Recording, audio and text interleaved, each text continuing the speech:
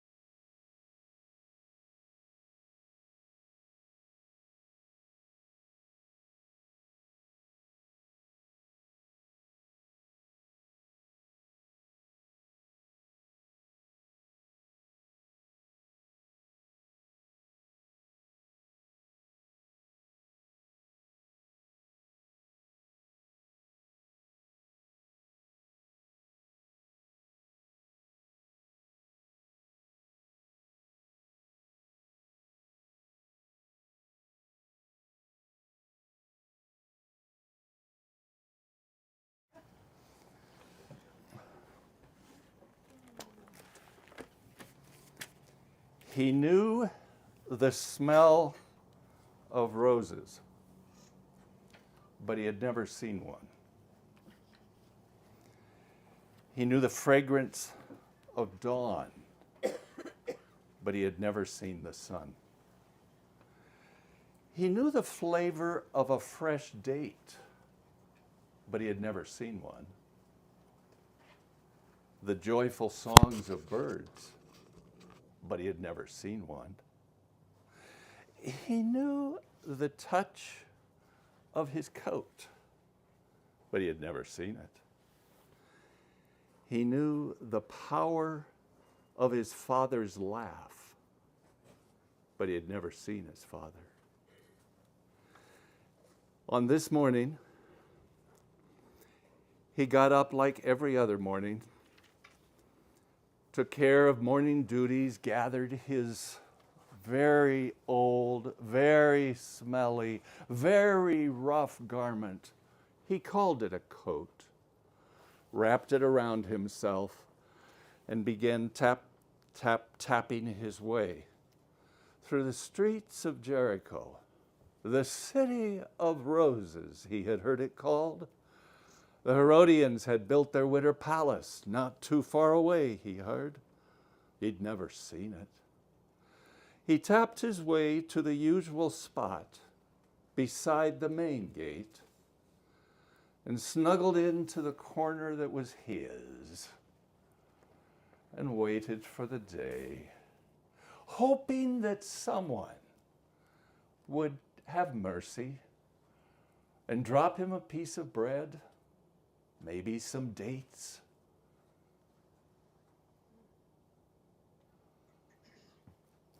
It was that way every day.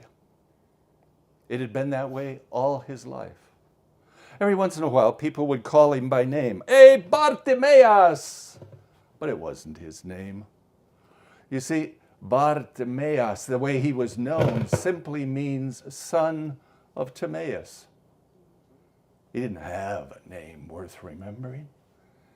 He had a heritage and a father who is only mentioned as father, as gene giver, not as caregiver at all.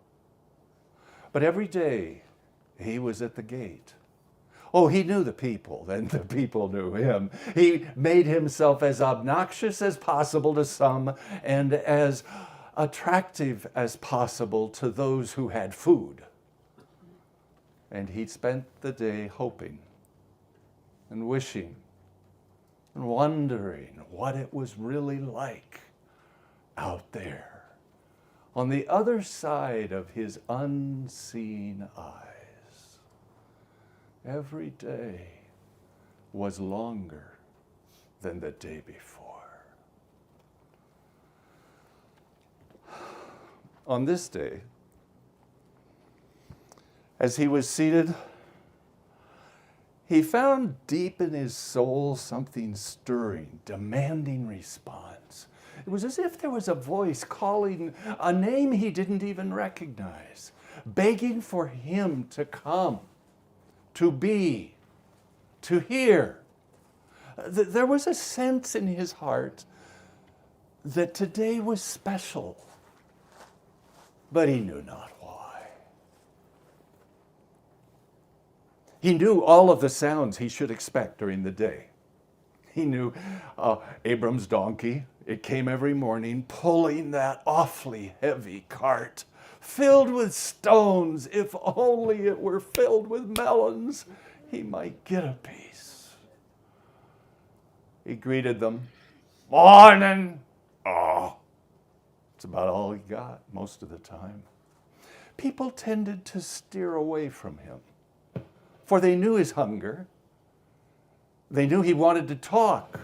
They knew he wanted to learn. They knew he wanted to know more about everything around him.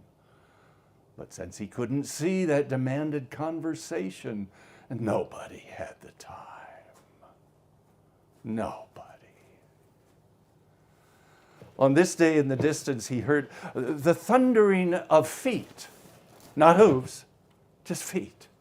There seemed to be a procession of some kind, but it was Passover, and so there were lots of processions. Many of the Levitical priests stayed in Jericho, a fancy place, and then they would take the day-long journey into Jerusalem to do their yearly service in the temple, and then they would come back laughing and talking and enjoying and ignoring blind Bartimaeus, who sat by the gate, hoping, wishing, wondering. What was it like to see? What is a color? Oh, he's heard them described. Sometime there was a woman who came one day and described red. It made no sense to him, because to see red, you have to be able to see blue, and he could see neither. He was lonely. Another procession. All that meant was he needed to shout louder. And so he began his daily routine. Alms, bakshish. I'm hungry. Can somebody feed me? I just want a little. Is there a morsel? Chocolate.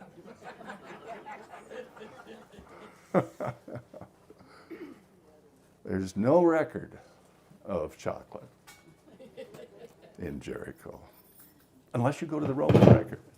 And then I just can't move. That's a good thing.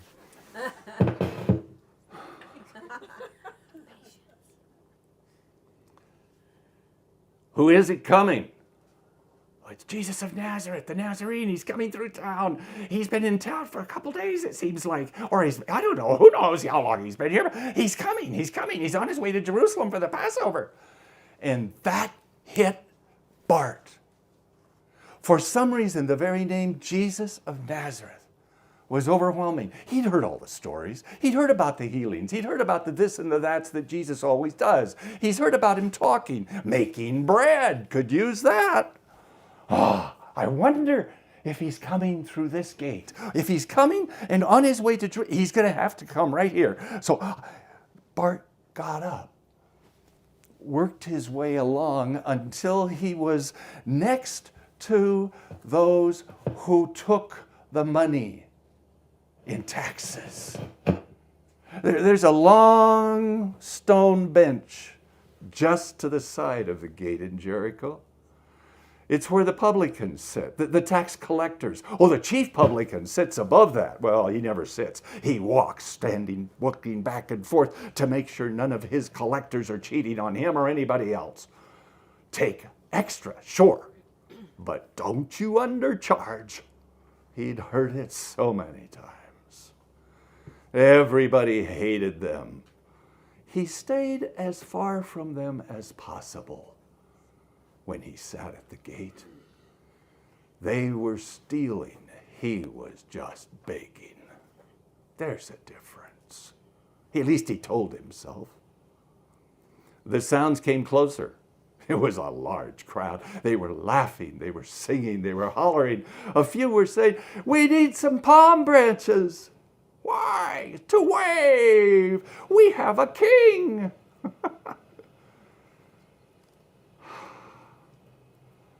And then somebody stopped beside him, handed him a crust of bread, and said, "Have you seen Jesus?" "Jesus?" "Yes, the Nazarene, he is here. He is in the crowd. He is on his way to the temple. The miracle worker, the one who has raised the dead." And suddenly it was as if electricity was flowing through every cell in his body. He wanted to shout. He wanted to jump. And so he did. He got up as fast as he could, held on where he knew he could be safe, and leaned against the stones and began to shout, "Jesus, Son of David, have mercy on me." And he only said it once. And then he said it again and again. And he said it quietly, and he said it loudly, and he said it fast, and he said it slow. He said it every way he knew how to say it, as all of the people around him tried to shut him up. "Quiet, Bart. Quiet. No more. Shut. Quiet. Bart, we're trying to sing. Quit making a noise. We're having a meeting. Stop." Dumb all the time. And the louder they shouted at him, the louder he overshouted them. And then suddenly he found himself shouting into silence. For the only things that were still making noise were donkeys and a few wooden cart wheels against the stones. A voice said, "He's calling for you." He's calling for me? "Yes, he's heard you shouting. Everybody heard you shouting, but he wants you. Come." At that point, Bart did the craziest thing he had ever done. He took off his coat and threw it away. It was his coat. Blind men and women never lose their coat. It is what keeps them warm at night. It is where they pocket things that have value. It is the walking bank. It is home to someone blind. But at the call of the Savior, he threw off his coat, abandoned it, as if something in his soul said, "You will never need this again." And he began to walk. Stumble directly to Jesus. Somebody may have helped him. It doesn't say that. He arrived at the feet of the Son of David. It's interesting, parentheses. Jesus had called himself the Son of David, intimating that I am the one for whom you are waiting. But there's no record up to here of the disciples or the Jews or anybody saying, "This man is the Son of David."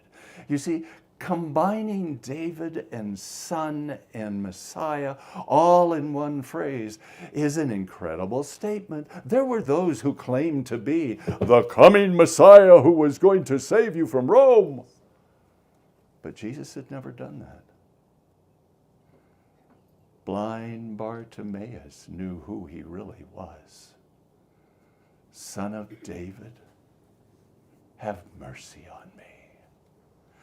and the Son of David, who is walking with followers, believers, doubters, jesters, from Jericho to Jerusalem to Golgotha, stopped and performed the last healing ministry of his life on earth.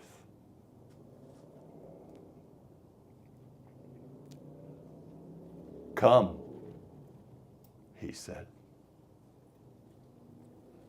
I am here. What do you want me to do for you? I want to see. And I can hear him weep as he says it. You know, I would say, I want to see, sir. I can hear Bart. I want to see.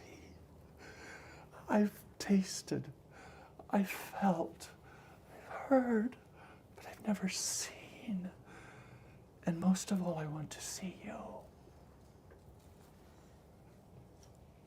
And Jesus says, be whole. Your faith has made you complete. And then the party begins. There's not even intimation that Timaeus had anything to do with any of this, which I find really interesting, because where was Dad when you need him? I'm trying. I'll be good. Where was Dad when you really needed him? There's no Timaeus. He doesn't come and say, that's my boy. Isn't that cool? Look, you can see who's Jesus. I got to follow that man. No, there's nothing of that. This is not a story of Dad. It's a story of Bart, blind Bart. And probably the most intriguing part of the story to me is what he did next. He followed along with Jesus everywhere he went. The man who couldn't see saw. And look what he saw. He saw the triumphal entry into Jerusalem. He saw the people waving palm branches. And it wasn't important that he felt the presence of the crowd or that he smelled the donkey. That's not the value. The value is he was there. He saw it. It became part of who he was. Why? Because he was whole. It wasn't just sight. There at the gate of Jericho, he got something far larger than sight. Got wholeness, presence with Jesus, promise of forever.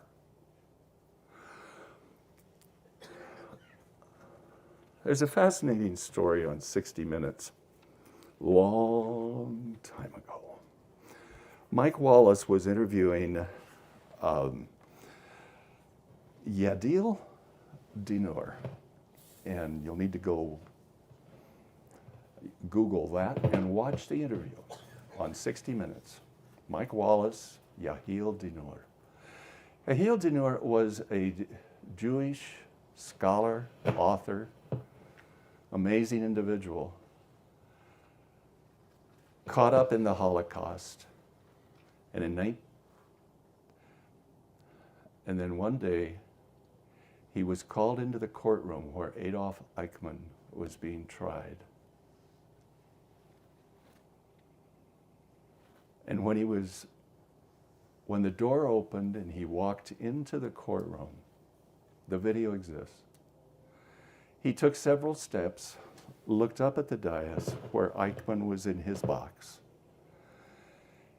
And Dinur, who knew Eichmann as the God who controlled the gas chambers, the God of cruelty. He looked up and saw him in his box, And Dinur fell on his knees, wept, and then fainted in the courtroom. Mike Wallace says, I need to understand your response to seeing Eichmann. And Dinur said, I looked at him for the first time without his uniform. And I saw him as just like me. He was no different. He was just a man. He was not who I had known him as. He was, and I suddenly realized that but for the grace of Yahweh himself, I could be Adolf Eichmann. For I too am filled with the devil's evil. And Mike Wallace talked to him about what forgiveness means in 60 minutes.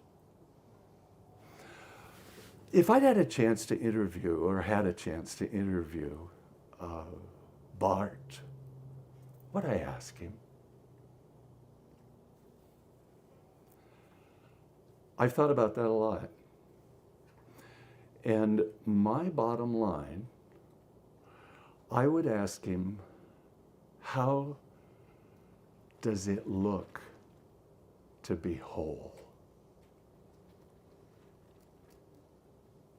I don't know what he would say, but I have a feeling he would look at me and there would be a twinkle in his eyes, and he would say, I see wholeness as love. That's what I got, and that's what I give.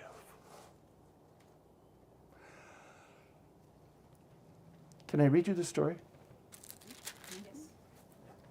Mark chapter 10, verse 46. Then they came to Jericho, and as Jesus and his disciples, together with a large crowd, were leaving the city, a blind man, Bartimaeus, that is the son of Timaeus. Even Mark had to say, you know, we don't know his name, but he was that dude's kid, was sitting by...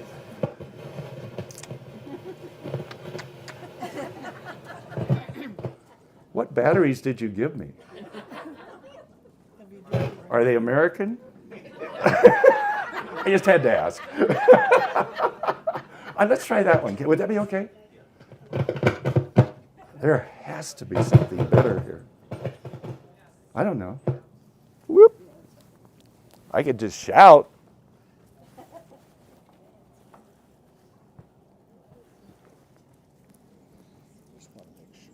The batteries were in the right way, yeah. The little pointy thing comes out.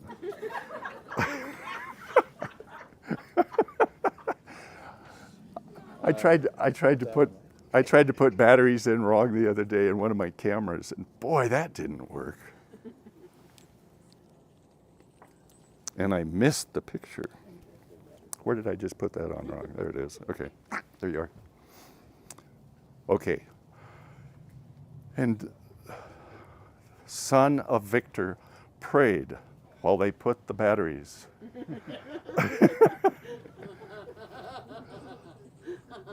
Let's see what we got. There we go. I'm a little bright. Okay.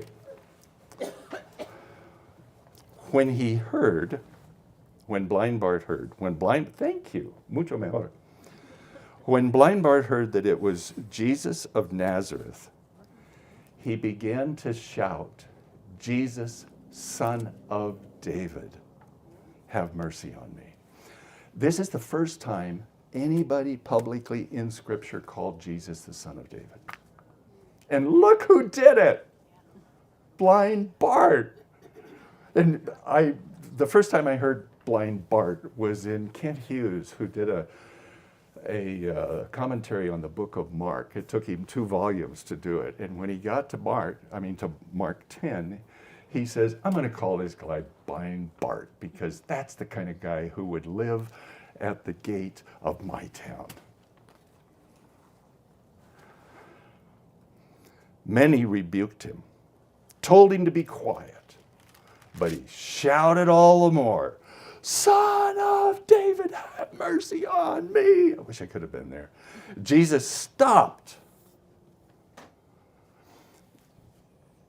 Take a look sometime, do a little bit of research, and find out how many times when somebody called did Jesus stop.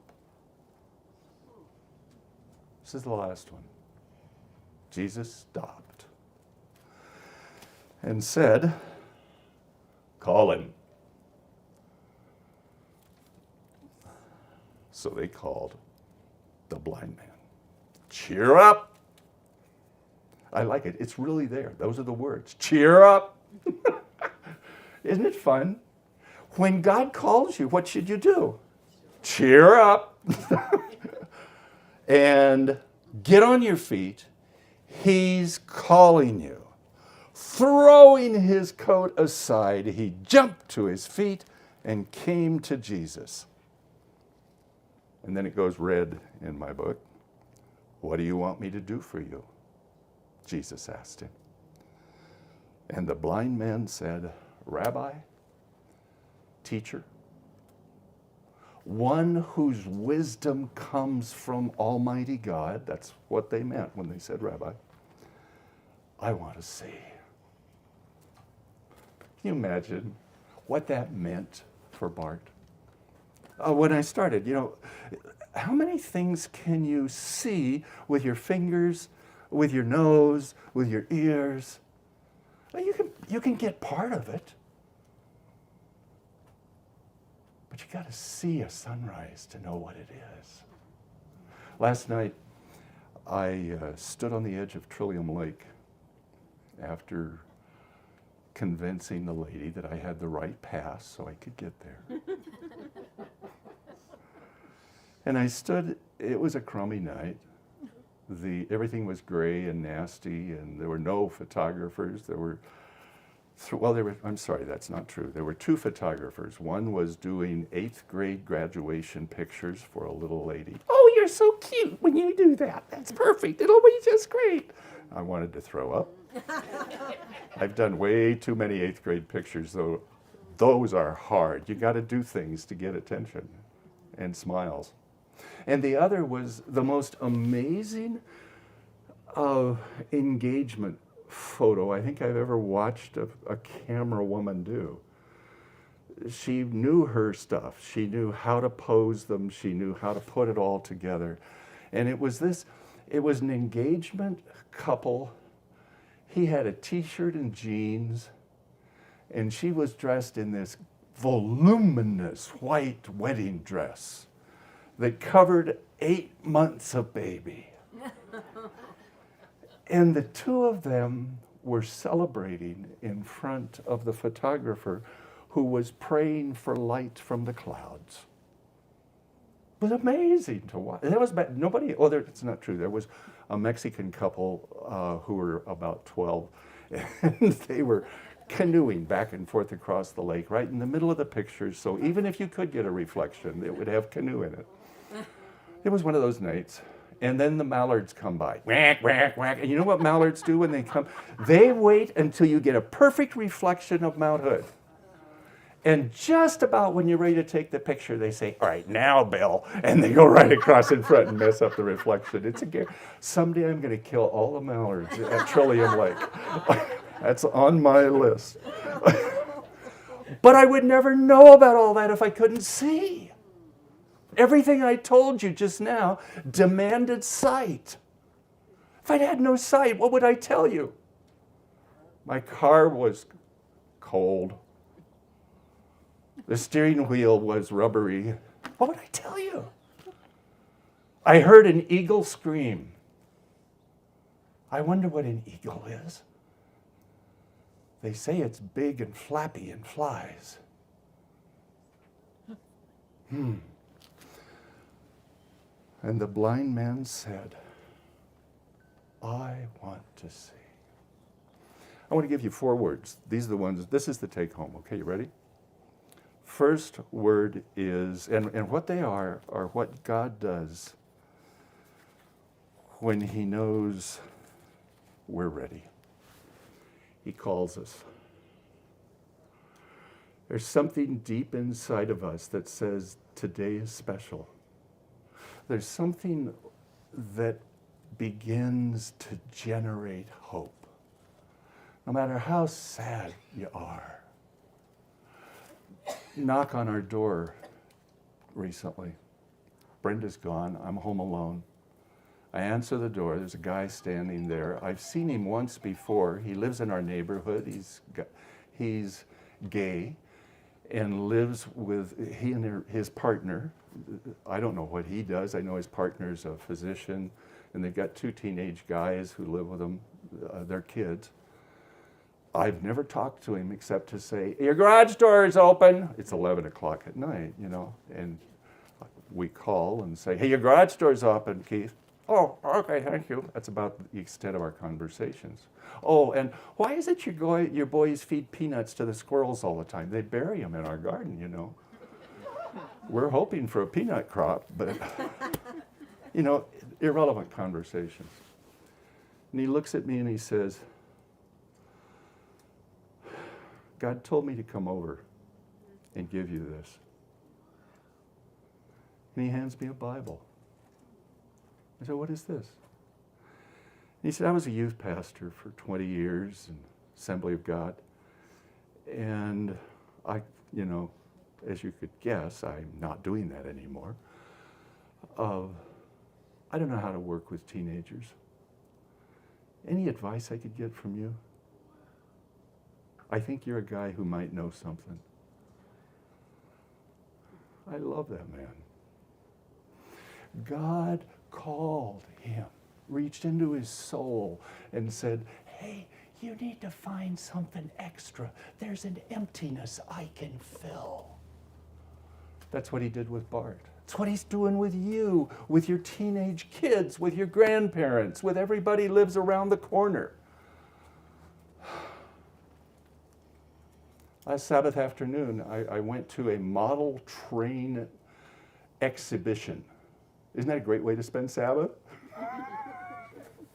I went to church first. I went to potluck even. And then I went to the model train expo. We have a friend, a retired Adventist, if that fits, who makes absolutely incredible trains. And his train runs around his house and the basement, around the neighborhood. I mean, it's just amazing. And last Sabbath, there were 13 train setups like his that were open for visits.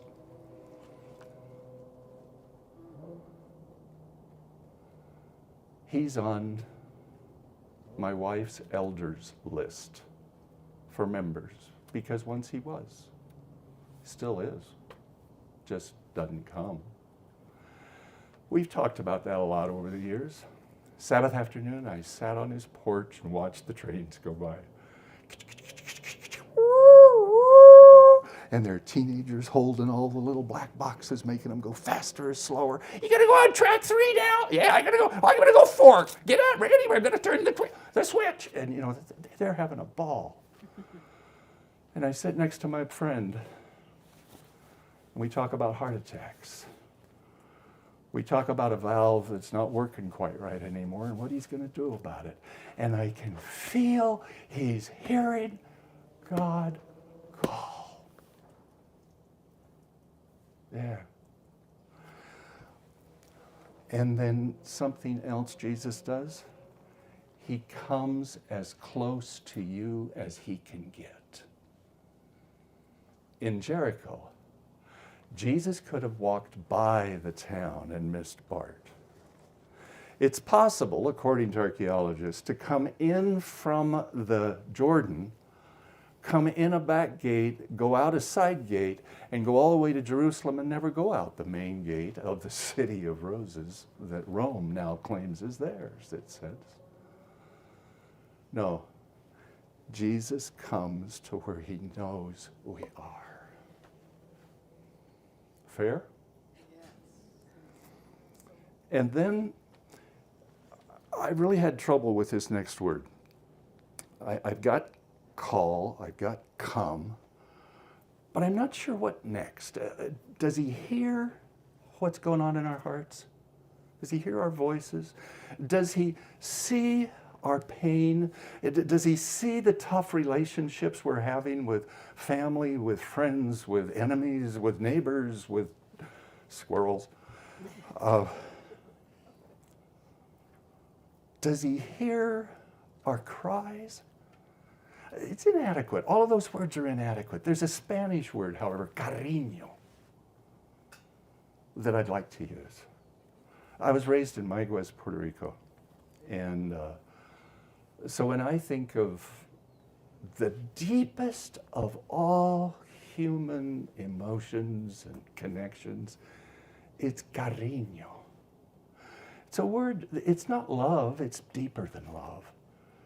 It's not understanding, it's deeper than understanding.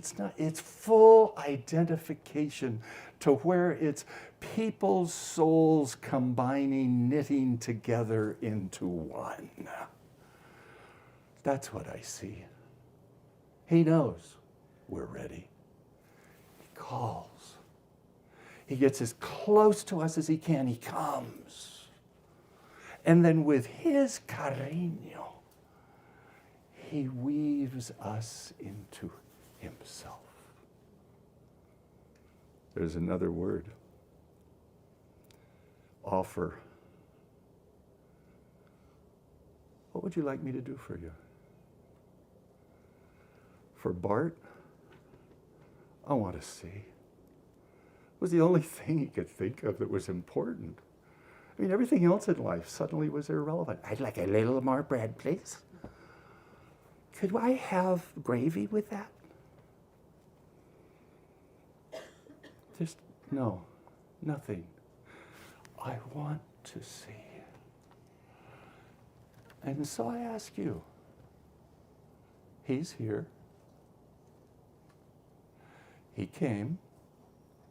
His cariño is reaching out to pull you into himself. He looks in your eyes and says, what do you want me to do for you?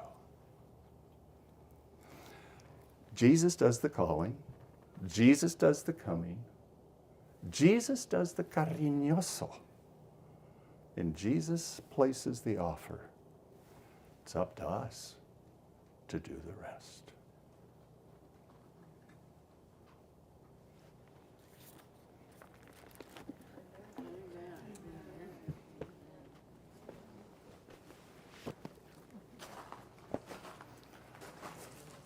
Así es. Thank It's still going. There you go.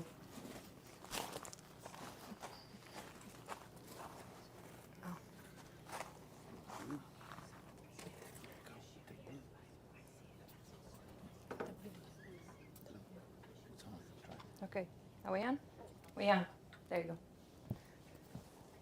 Okay, so let's take a break. Like we have time, we take a break.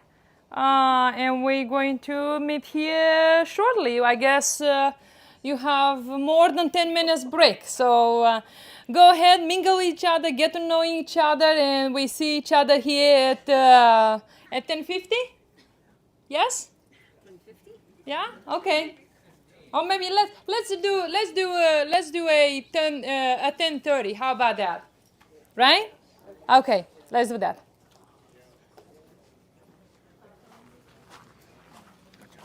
Okay.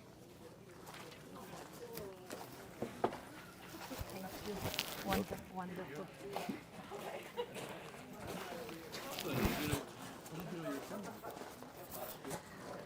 And we don't have a pianist at 10:30 because Ivan is speaking at 10:55. I thought and that's well, I know, but Merle's playing in the kids' room, so he's through at 10:30 and has to walk up here. Oh, okay.